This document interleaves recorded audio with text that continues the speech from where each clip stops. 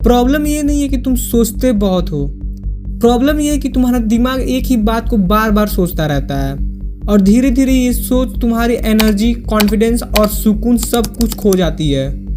इसी को कहते हैं ओवर थिंकिंग। ओवर थिंकिंग ने मेरी भी जिंदगी को कई बार रोका है और आज मैं कोई मोटिवेशनल स्पीकर बनकर बात नहीं करूंगा और मैं कोई ऐसा इंसान भी नहीं हूँ जिसके पास लाइफ के सारे आंसर हैं। मैं बस एक नॉर्मल सा लड़का हूँ और सच कहूँ मैं भी ओवर थिंकिंग से बहुत परेशान रहा हूँ। कई बार ऐसा हुआ है कि मैं किसी काम को करने से पहले ही उसके रिजल्ट के बारे में इतना सोचने लगता था कि काम शुरू ही नहीं कर पाता था। कभी फ्यूचर की टेंशन, कभी फेलियर का डर, कभी लोग क्या कहेंगे और कभी ये डर कि कहीं मेरी मेहनत बेकार न चली जाए। शायद तुम भी इस फीलिंग को समझते होगे। दिन भर सब ठीक रहता है लेकिन रात को जब सब सो जाते हैं तब दिमाग की आवाज़ और तेज हो जाती है।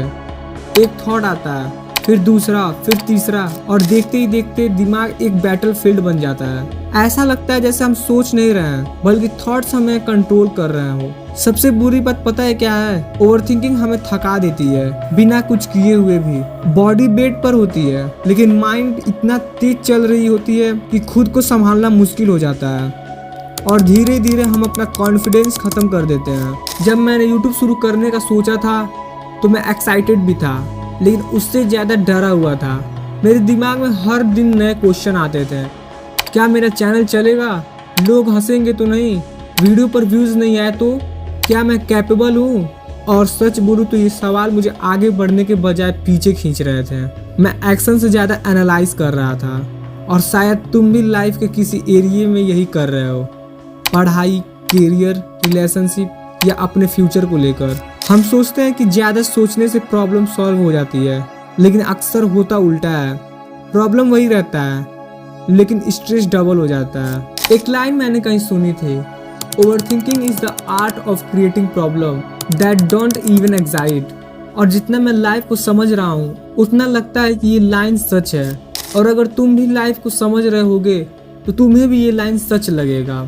हम फ्यूचर की उन सिचुएशन का भी स्ट्रेस ले लेते हैं जो शायद कभी होने ही नहीं वाला। हम अपने दिमाग में डिजास्टर क्रिएट कर लेते हैं और फिर उसी डिजास्टर से हम डरने लगते हैं।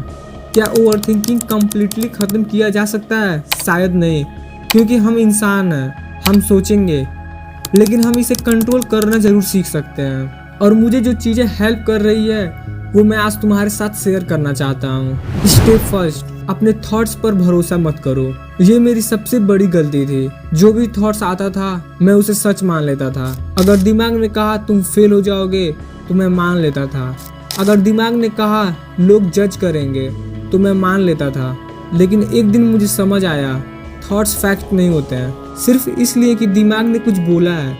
जरूरी नहीं कि वो रियलिटी भी हो। आज भी जब मुझे नेगेटिव थॉट्स आता है तो मैं खुद से पूछता हूँ क्या इसका कोई प्रूफ है, और अक्सर आंसर होता है नहीं। स्टेप सेकंड, एक्शन लो, चाहे छोटा ही क्यों ना हो। ओवरथिंकिंग का सबसे बड़ा एनिमी है एक्शन। जब हम एक्शन लेते हैं तब दिमाग के पास डर पैदा करने का टाइम कम हो जाता है। मान लो तुम एग्जाम से डरे हो तो पूरा सिलेबस सोचने के बजाय बस 10 मिनट पढ़ लो। मान लो तुम जिम स्टार्ट करना चाहते हो तो 1 घंटा वर्कआउट के बारे में मत सोचो, बस शूज पहनकर निकल जाओ।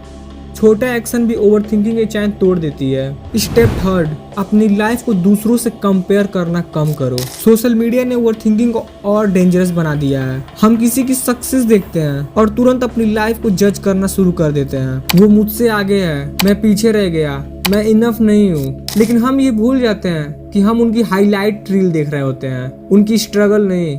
हर इंसान की रेस अलग होती है। स्टेप फोर्थ, अपने आप पर थोड़ा भरोसा रखो। ये स्टेप सिंपल लगता है लेकिन सबसे मुश्किल है। कभी कभी लाइफ में आंसर नहीं मिलते, गारंटी नहीं मिलती, सिर्फ एक चॉइस मिलती है, या तो डर के साथ रुक जाओ या डर के बावजूद आगे बढ़ो। और मैंने सीखा है कॉन्फिडेंस एक्शन लेने के बाद आता है, पहले नहीं। अगर तुम भी ये वीडियो देख रहे हो और ओवरथिंकिंग से स्ट्रगल कर रहे हो तो मैं बस इतना कहना चाहता हूँ, तुम अकेले नहीं हो। मैं भी इस जर्नी में हूँ और शायद हजारों लोग भी हो सकते हैं। हो सकता है आज तुम्हारी लाइफ परफेक्ट ना हो सकता है तुम्हारे पास बहुत सारे इनकम्प्लीट क्वेश्चन आंसर हो, लेकिन प्लीज अपने थॉट्स को अपनी आइडेंटिटी मत बनाओ। एक बुरा थॉट्स तुम्हें बुरा इंसान नहीं बनाता, एक नेगेटिव डे तुम्हारी पूरी लाइफ डिफाइन नहीं करता, और एक फेलियर तुम्हारी फ्यूचर डिसाइड नहीं करता। आज रात को जब तुम सोने जाना तो हर प्रॉब्लम का आंसर ढूंढने की कोशिश मत करना। बस खुद से एक सवाल पूछना, कल सुबह उठकर मैं एक छोटा सा पॉजिटिव एक्शन ले सकता हूँ,